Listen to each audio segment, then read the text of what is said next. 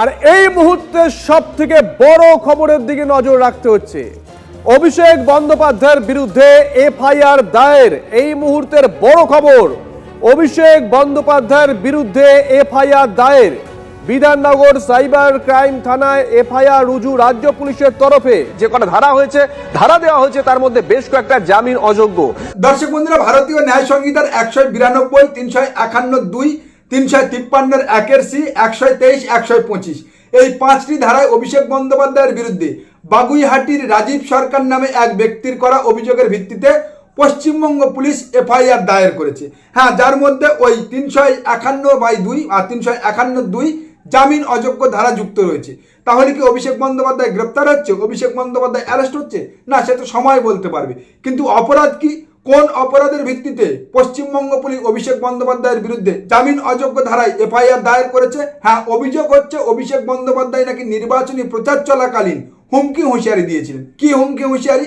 অভিষেক বন্দ্যোপাধ্যায় নাকি বলেছিলেন 4 তারিখ দুপুর 12টার পরে রবীন্দ্রসঙ্গীতের সঙ্গে সঙ্গে হালকা ডিজেও বাজবে, এবং তার সঙ্গে সঙ্গে তিনি নাকি দেশের স্বরাষ্ট্রমন্ত্রীকে হুঁশিয়ারি দিয়েছিলেন যদি দম থাকে তাহলে অমিত শাহ যেন এই পশ্চিমবাংলায় 4 তারিখ দুপুর 12টার পরে উপস্থিত থাকেন। একজন সাংসদ যখন গাড়ির বনেটের উপর উঠে বা পাবলিক ফোরামে উনি যখন একজন গুন্ডার মতো মানে বডি ল্যাঙ্গুয়েজ রেখে উনি যখন মানুষকে বোঝান যে আমরা 4 তারিখের পরে এই করব, ওই করব, সেই করব, দেখে নেব, তার মানে উনি একজন সাংসদ হিসেবে গুন্ডামি করছেন। তো সম্ভবত ইনি সেই জনৈক রাজীব সরকার মহাশয়, যদিও আমি কনফার্ম নয়, কিন্তু আমার ওই মাননীয় রাজীব সরকার মহাশয়ের কাছে প্রশ্ন, যদি আপনার মনে হলো তখন এই অভিষেক বন্দ্যোপাধ্যায়ের বক্তব্য শুনে অভিষেক বন্দ্যোপাধ্যায় গুন্ডামি করছে, ভয় দেখাচ্ছে, এবং সেই গুন্ডামি ও ভয় দেখানোর কারণে রাজ্যের আইন শৃঙ্খলার অবনতি হতে পারে, তাহলে কেন আপনি নির্বাচনী ফলাফল বেরানোর আগে এফআইআর করলেন না? আপনার এফআইআর করার কথা কখন মনে পড়ছে? যখন নির্বাচন মিটে গেছে, ফলাফল বেরিয়ে গেছে, সরকার গঠন হয়ে গেছে, তখন। Point number 1।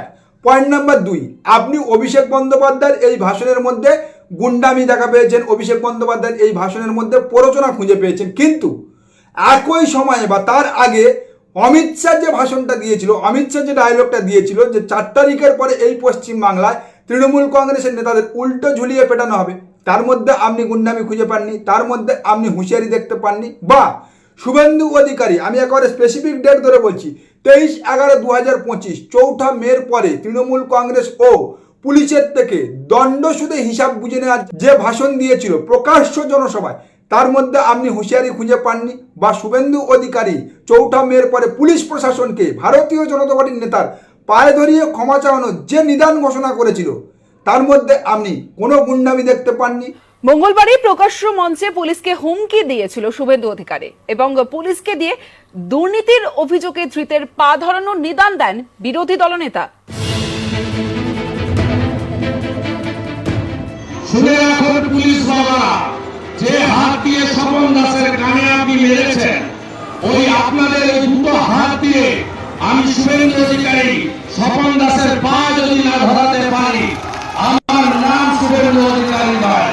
আর শুভেন্দু অধিকারী এত বড় বীর পুরুষ যে বিরোধী দলনেতা থাকাকালীন বা বিরোধী দলনেতা থাকার সময় তৃণমূল কংগ্রেস নেতাকর্মী ও পুলিশদের সম্পর্কে যে হুমকি, হুঁশিয়ারি ও কুরুচিকর মন্তব্যগুলো করেছিল, তা মুখ্যমন্ত্রী হওয়ার পর, ক্ষমতায় আসার পর তার social media handle, social media page থেকে, ফেসবুক পেজ থেকে ডিলিট করে দিয়েছে। ঠিক যেমনটা শুভেন্দু অধিকারী মুখ্যমন্ত্রী হওয়ার পর, ভারতীয় জনতা পার্টি ক্ষমতায় আসার পরে আপনাদের সেই বীরপুরুষ ইউটিউবার, খবরওয়ালা শুভেন্দু অধিকারী ও ভারতীয় জনতা পার্টির বিরুদ্ধে বা ভারতীয় জনতা পার্টিকে নিয়ে করা 607টা ভিডিও তার ইউটিউব চ্যানেল থেকে ডিলিট করে দিয়েছে। যাই হোক, বিশ্ব বাংলা সংবাদ থেকে টাকার বিনিময়ে ইদারকা খবর উদার করার অপরাধে যে সাংবাদিককে লাথি মেরে বের করে দিয়েছিল, সেই সাংবাদিককে নিয়ে কথা বলার আমার কোনো রকম রুচিবোধ নেই, আমি বলতেও চাই না। কিন্তু ভারতীয় জনতা পার্টি ক্ষমতায় আসার পরে যে প্রতিহিংসা ও স্বৈরাচারী শাসন শুরু হয়েছে এই বাংলার বুকে, তাতে বর্তমানে আপনি প্রতিবাদ করা তো ছাড়ুন, সামান্য একটা যদি বর্তমান সরকার ও বর্তমান মুখ্যমন্ত্রীকে নিয়ে পোস্ট করেন আপনার ফেসবুকে ব্যঙ্গাত্মক, তাহলে আপনাকে জেলে যেতে হবে। আমি আজকের একটা ঘটনা দেখে খুব অবাক হয়ে গেলাম। একজন আমার পরিচিতকে কেবলমাত্র পুলিশের সমন পেতে হয়েছে এই অপরাধে, সে শুভেন্দু অধিকারীর একটা জুতোর মালা পরা ছবি, নির্বাচনের আগের ছবি, এবং একটা আবক্ষের ওপরে পাঁটার মুন্ডু বসানো ছবি পোস্ট করেছিল, নির্বাচনের আগে পোস্ট করেছিল, সেই অপরাধে। ভাবুন তাহলে আজ থেকে মাত্র 20 দিন আগে পর্যন্ত এই পশ্চিম বাংলার বুকে, হ্যাঁ এই নতুন সরকার গঠনের আগে পর্যন্ত বিগত সরকার ও বিগত মুখ্যমন্ত্রী, প্রাক্তন মুখ্যমন্ত্রীকে নিয়ে প্রতিদিন নিয়ম করে এই পশ্চিম বাংলার সোশ্যাল মিডিয়া পেজ থেকে নাই করে 1 থেকে 150 মিম ও ট্রোল বেরাতো, এবং যেটা মূলত করত ভারতীয় জনতা পার্টির কর্মী সমর্থকরা। কিন্তু তখন তো এই পুলিশ প্রশাসনকে এত অতি সক্রিয়তা দেখাতে দেখা যায়নি। তাহলে কি তৎকালীন মুখ্যমন্ত্রী বা পুলিশ মন্ত্রী এই সমস্ত বিষয়গুলোতে পুলিশকে অতি সক্রিয় হওয়ার নির্দেশ দেয়নি, যেটা আজকের বর্তমানে পুলিশ মন্ত্রী বা মুখ্যমন্ত্রী দিয়েছে?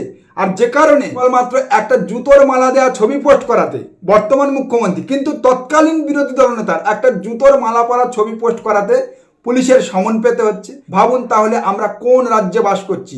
এ তো হিটলারি শাসন ব্যবস্থাকেও হার মানাবে। আর আমি কেবল খুঁজছি এই সময় সেই বিপ্লবী জনগণদের, যারা এই পশ্চিমবাংলায় গণতন্ত্র বিপন্ন বলে বিগত মুখ্যমন্ত্রী ও বিগত সরকারকে নিয়ে প্রতিদিন নিয়ম করে লম্বা চওড়া হ্যাজ নামাতো সোশ্যাল মিডিয়াতে। তাদের কি দম আছে, না তারা পারবে বর্তমান মুখ্যমন্ত্রীকে নিয়ে সমানভাবে নিয়ম করে সোশ্যাল মিডিয়ায় হ্যাজ নামাতে? মমতা ব্যানার্জির পেট্রোল ডিজেলের দাম অন্য রাজ্যের থেকে 10 টাকা এখানে বেশি। বিজেপিকে যেদিন আনবেন সেদিন বিহার, ইউপি, দিল্লিতে যে দামে পেট্রোল ডিজেল পান সেই দামে এখানে পাবেন না। এখন সব মুখে খুলু, প্রতিবাদীদের প্রতিবাদ করতে প্যান্ট ভিজে যাচ্ছে। এই পশ্চিমবাংলায় ভারতীয় জনতা পার্টি ক্ষমতায় এলে ইউপি, বিহার, দিল্লির দামে পেট্রোল ডিজেল পশ্চিমবঙ্গবাসী পাবে। কে বলেছিল? তৎকালীন বিরোধী দলনেতা ও বর্তমান রাজ্যের মুখ্যমন্ত্রী শুভেন্দু অধিকারী। তা বলি, মাননীয় শুভেন্দু অধিকারী মহাশয়, বর্তমানে কি ভারতীয় জনতা পার্টি পশ্চিমবাংলায় ক্ষমতায় এসেছে? আর যদি এসে থাকে তাহলে দিল্লিতে এখন তো 97 টাকা 97 চলছে পেট্রোলের দাম, বাংলায় কেন তা 108-এ পৌঁছেছে? কথা ছিল এই পশ্চিমবাংলায় আপনারা ক্ষমতায় এলে পেট্রোল ডিজেলের দাম কমাবেন, ইউপি, বিহার, দিল্লির দামে দেবেন। আপনি ক্ষমতায় আসার আগে এই পশ্চিমবাংলায় পেট্রোল ছিল 105, তা বর্তমানে গিয়েছে 108-এ। কমার পরিবর্তে উল্টে বেড়ে গিয়েছে। আর এই পশ্চিমবাংলায় যে বিপ্লবী অর্থনীতিবিদ জনগণরা এতদিন পর্যন্ত সংবাদ মাধ্যম ও সোশ্যাল মিডিয়ায় বলে বেড়াতো যে মমতা বন্দ্যোপাধ্যায়ের সরকার অতিরিক্ত এক্সাইজ ডিউটি নেয়, যে কারণে অন্যান্য রাজ্যের তুলনায় এই রাজ্যে পেট্রোল, ডিজেল ও গ্যাসের দাম বেশি, যেটা মূলত ওই শুভেন্দু অধিকারী তাদের শিখিয়ে দিয়েছিল, বা হোয়াটসঅ্যাপ ইউনিভার্সিটিতে তারা যে জ্ঞানটা পেয়েছিল তা তারা ছড়িয়ে আসছিল সংবাদ মাধ্যম ও সোশ্যাল মিডিয়াতে। কিন্তু বর্তমানে তো ডবল ইঞ্জিনের সরকার, ভারতীয় জনতা পার্টি ক্ষমতায় এসেছে এবং শুভেন্দু অধিকারী প্রতিশ্রুতি দিয়েছিল তারা ক্ষমতায় এলে এই পশ্চিমবাংলায় পেট্রোল ডিজেলের দাম কমবে। তা মাননীয় শুভেন্দুবাবু, কবে থেকে আপনারা এক্সাইজ ডিউটি কমাচ্ছেন এবং এই পশ্চিমবাংলার জনগণ দিল্লি, ইউপি, বিহারের দামে পেট্রোল ডিজেল পাচ্ছে? এবং আপনার কথা মতো এই পশ্চিমবাংলার মা বোনেরা কবে থেকে 450 টাকায় গ্যাস পাচ্ছে? পশ্চিমবঙ্গে বিজেপিকে আনুন, আমরা তাদের কথা দিচ্ছি। রাজস্থানে যেমন 450 টাকা গ্যাস আজ থেকে চালু হয়েছে, আমরা 450 টাকা গ্যাস দেব। আমাদের বিজেপি সরকার করুন, Modi guarantee, only guarantee, Modi guarantee. না, ওই লক্ষ্মীর ভান্ডার বাড়িয়ে অন্নপূর্ণা ভান্ডার করে দিয়েছে আর মা বোনেদের ফ্রি বাসে যাতায়াতের সুবিধা করে দিয়েছে। মানে সরকার সব প্রতিশ্রুতি পালন করে দিয়েছে। বিরোধী দলনেতা তৎকালীন যা প্রতিশ্রুতিগুলো দিয়েছিল প্রত্যেকটা প্রতিশ্রুতি পালন করে দিয়েছে। হ্যাঁ, এই কারণেই বলছি বাংলার জনগণ প্রশ্ন করতে তো বর্তমানে ভুলে গিয়েছে। আর সংবাদ মাধ্যম, তাদের কথা ছাড়ুন, যে সংবাদ মাধ্যম এতদিন পর্যন্ত লক্ষ্মীর ভান্ডার, যুবসাথী ও একাধিক বিগত সরকারের প্রকল্পকে ভাতা বলে চালাতো, সেই সংবাদ মাধ্যম বর্তমানে শুভেন্দু অধিকারী বা ভারতীয় জনতা পার্টি সরকার যখন সেই লক্ষ্মীর ভান্ডার বাড়িয়ে অন্নপূর্ণা ভান্ডারে 3000 টাকা দেওয়ার কথা বলছে ও মা বোনেদের ফ্রি বাসে যাতায়াতের সুবিধার কথা ঘোষণা করছে, তখন তারা সেটাকে মাস্টার স্ট্রোক বলে ব্রেকিং নিউজ দেখাচ্ছে। আবার এমনও অনেক সংবাদ মাধ্যম আছে যারা শুভেন্দু অধিকারীর সঙ্গে গলা মিলিয়ে এই সমস্ত প্রকল্পগুলোকে ভাতার পরিবর্তে বর্তমানে জনকল্যাণ বলছে। হ্যাঁ, এটাই বাংলার পরিবর্তন। আর যে পরিবর্তন এই পশ্চিমবাংলার জনগণের মেরুদণ্ড ভেঙে দিয়েছে এবং পশ্চিমবাংলার সংবাদ মাধ্যমগুলোকে সরকার পক্ষের গুণগ্রাহী প্রচারকে পরিণত করেছে, যে কারণে যে পশ্চিমবাংলার জনগণরা একসময় এই পশ্চিমবাংলার চাকরি দুর্নীতি, চাকরি কেলেঙ্কারি নিয়ে রাত দিন এক করে ফেলেছিল, সরকার পক্ষের ঘুম হারাম করে ফেলেছিল, সেই পশ্চিমবাংলার জনগণ বর্তমানে নিট কেলেঙ্কারি ও সেই নিট কেলেঙ্কারির মূল অভিযুক্ত হিসাবে ভারতীয় জনতা পার্টির গ্রেপ্তারি নিয়ে মুখে সেলোটেপ মেরেছে। আর সংবাদ মাধ্যম যারা সেই চাকরি দুর্নীতি, পার্থর বাড়িতে টাকা বেরাচ্ছে, সল্লেকে বিপ্লব হচ্ছে, লাইভ স্ট্রিমিং দেখিয়েছে, ঘণ্টাখানেক সঙ্গে চুমন করেছে, তারাতে এখন শুভেন্দু অধিকারীকে কে শুভেচ্ছা বার্তা পাঠাচ্ছে, কে শুভেন্দু অধিকারীকে সম্বোধন করে 1.5 ঘন্টা ধরে থ্যাংক ইউ দিচ্ছে, তা দেখাতে ব্যস্ত রয়েছে। তার থেকেও বড় কথা, এই পশ্চিমবাংলার যে বাঙালিরা অভয়ার মৃত্যুতে রাত দখল দিন দখলের ডাক দিয়েছিল, গোটা বিশ্বকে হেলিয়ে দিয়েছিল, প্রতিবাদ আন্দোলন কাকে বলে দেখিয়েছিল, সেই পশ্চিমবাংলার বাঙালিরা একই রকম সেম ঘটনা দিল্লিতে ঘটেছে তা দেখার পরেও চোখে ঠুল্লু এঁটে বসে আছে। রাত দখল দিন দখল তো ছাড়ুন, তার বিরুদ্ধে প্রতিবাদ করে সমাজ মাধ্যম বা সোশ্যাল মিডিয়ায় একটা পোস্ট করতেও সেই বাংলার জনগণের হাত কাঁপছে। আর সংবাদ মাধ্যম না, তাদের কথা তো ছেড়েই দিলাম, কারণ তারা কেবলমাত্র বিকিয়ে যায়নি, তারা সম্পূর্ণরূপে বিক্রি হয়ে গিয়েছে। আমার না পলিটিক্সে আসাটাই ভুল হয়েছে, জানেন তো, আমার পলিটিক্সে আসাটাই ভুল হয়েছে। কেন, কি হলো তোমার বাড়িতে, কি হয়েছে আজ? হ্যাঁ, তোমার বাড়িতে আজকে কি হয়েছে?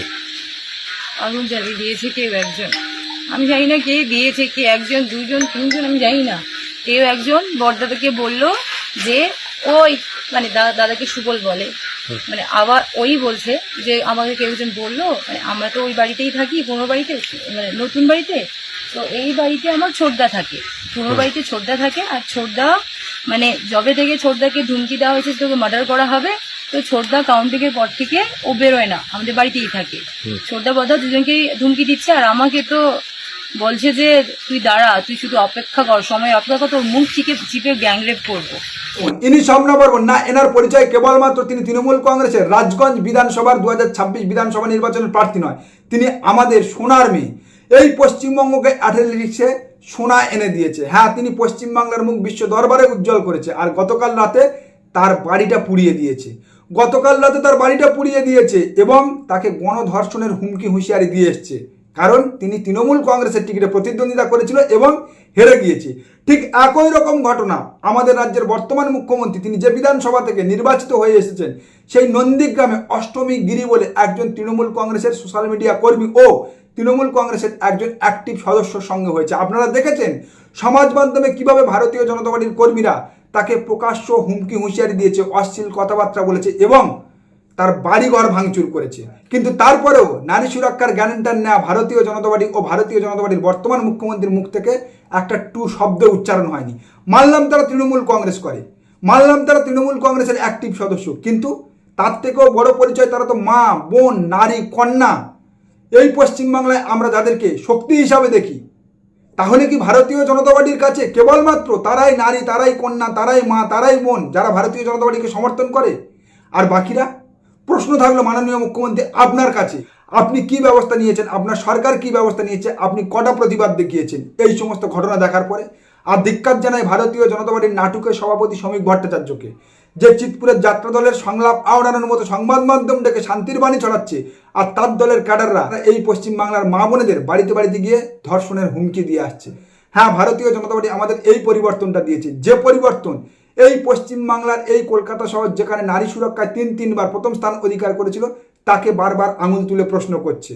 আর কেবলমাত্র নারী সুরক্ষা নয়, এই পশ্চিমবাংলায় যেভাবে গণতন্ত্রের কণ্ঠরোধ করা শুরু করছে এই ভারতীয় জনতা পার্টি, এই বর্তমান সরকার, তাতে আগামী দিনে এই পশ্চিমবঙ্গটা ডিক্টেটরশিপের দিকে আগাচ্ছে। আমার নামেও কম অভিযোগ হয়নি। আজকের আমি এখনো পর্যন্ত মুখ খুলিনি, তাতে দাঁত চেপে লড়াই করে যাচ্ছি, লড়াই চালিয়ে যাচ্ছে এই ফ্যাসিবাদী শক্তির বিরুদ্ধে, কারণ লড়াইটা কারোর না কারোর করতে হবে। আমার বিরুদ্ধে তিনটে এফআইআর দায়ের হয়েছে এই পূর্ব মেদিনীপুর থেকে, কেবলমাত্র পূর্ব মেদিনীপুর জেলা থেকে তিনটে এফআইআর হয়েছে। পূর্ব মেদিনীপুর জেলা কার জেলা? কিন্তু তারপরেও আমি আমার আওয়াজ এক বিন্দু কম্প্রোমাইজ করিনি, ফ্যাসিবাদী শক্তির বিরুদ্ধে এক বিন্দুও প্রতিবাদ কমায়নি। কারণ আমি মনে করি প্রতিবাদের আওয়াজ যদি কমানো হয়, তাহলে ফ্যাসিবাদ গণতন্ত্রের গলা টিপে ধরবে, আর যেটা এই পশ্চিমবাংলায় অলরেডি শুরু হয়ে গিয়েছে। তাই আপনাদের কথা দিচ্ছি, যদি অ্যারেস্টও হই, 6 মাস, 8 মাস, 1 বছর, 2 বছর, কতদিন রাখবে, রাখুক না জেলে। তারপরে যেদিনও বেরিয়ে আসবো, সেদিনও এই একই রকমভাবে গণতন্ত্রের আওয়াজ তুলবে, ফ্যাসিবাদী শক্তির বিরুদ্ধে কথা বলবো। কারণ আমি বিশ্বাস করি গণতন্ত্রের আওয়াজ ফ্যাসিবাদের থেকে অনেক বড়। কোনো ফ্যাসিবাদী শক্তি আজও পর্যন্ত গণতন্ত্রের কণ্ঠ চেপে রাখতে পারেনি, গণতন্ত্রের কণ্ঠকে দাবিয়ে রাখতে পারেনি। নমস্কার, আজকের প্রতিবেদন এখানে শেষ করলাম। দেখা হচ্ছে আগামী কোনো প্রতিবেদনে। আমাদের প্রতিবেদন সম্পর্কে আপনাদের মতামত অবশ্যই জানান আমাদের কমেন্ট সেকশনে। সবাই ভালো থাকবেন।